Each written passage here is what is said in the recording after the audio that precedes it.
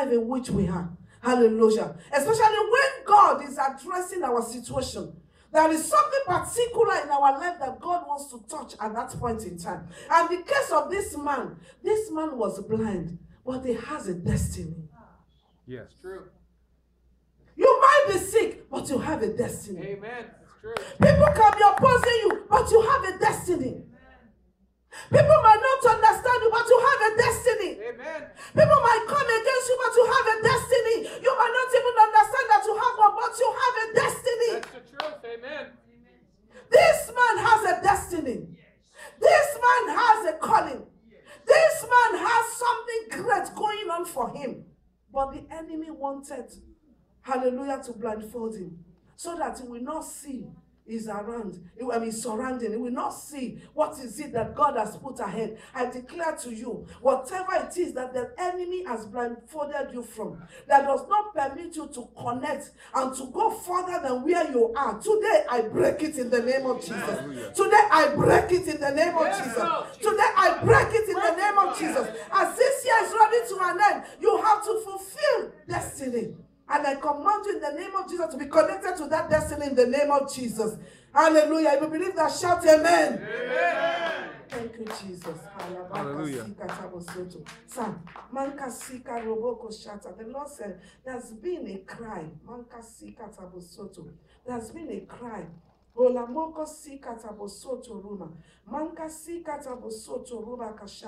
And there's been lots of battling and lots of things going on. But you never gave up and you kept on connecting. Even though there's been lots of things that could have discouraged or whatever, but you kept on that tenacity. The Lord said He has put it there for a purpose, because He's taking you somewhere. There's been some opposition even from the family. The Lord said He had allowed you to experience the fire that you have experienced, because He's bringing out the best out of you. And because your heart kept on yearning and crying to Him, He has heard you and He has been along and He has been at work. But I hear now that baggage. He said, give it to me. He said, give it to me, because He has been weighing you. He has been weighing you.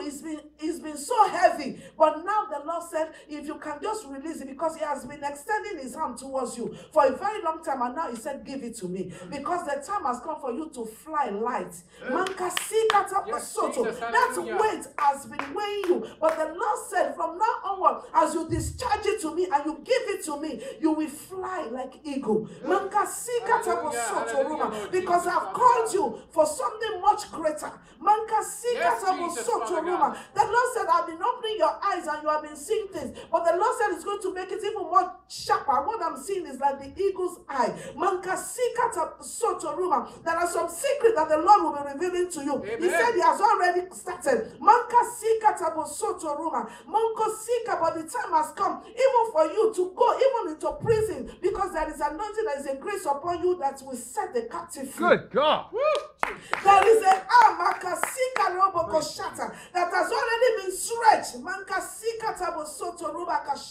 to position you. He said, do not be afraid. He said, do not to look into any circumstances or anything that will give you the reason. And these are the baggages that the Lord is asking you to offload and give to Him, so that you can be light and fly and soar like eagle. I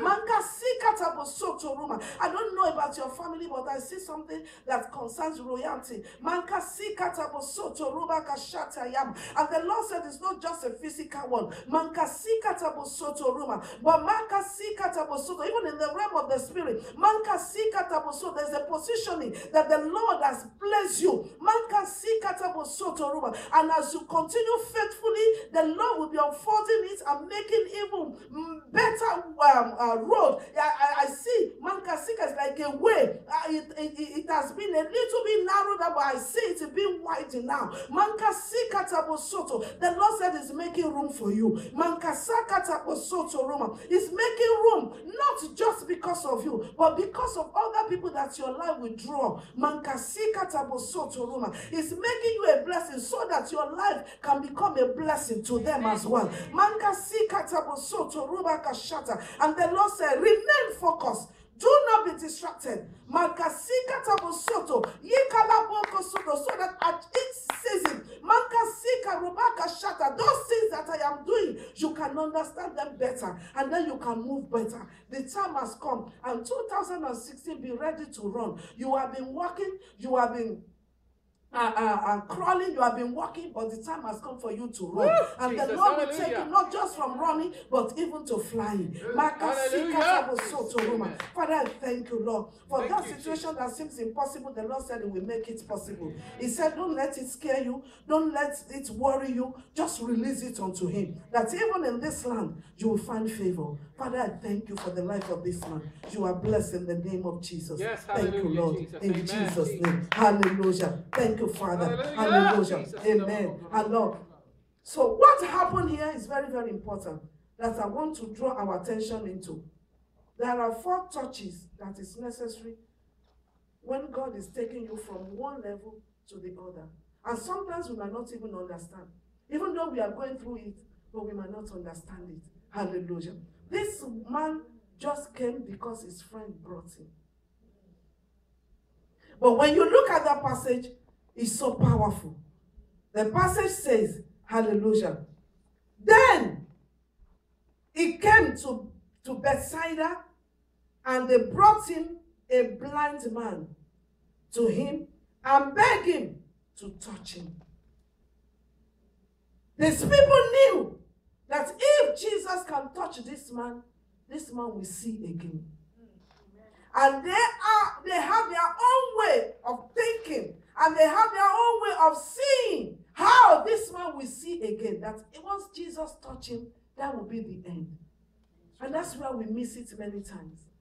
We've already calculated everything. Oh. Okay? If I can fast, or if I can do this, or if I can do this, this will happen. And many times we don't see it happening.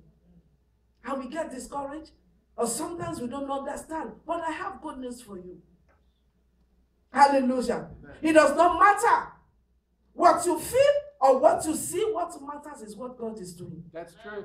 And many times our feelings, hallelujah, might not even correspond to That's what true. God is doing. That's right.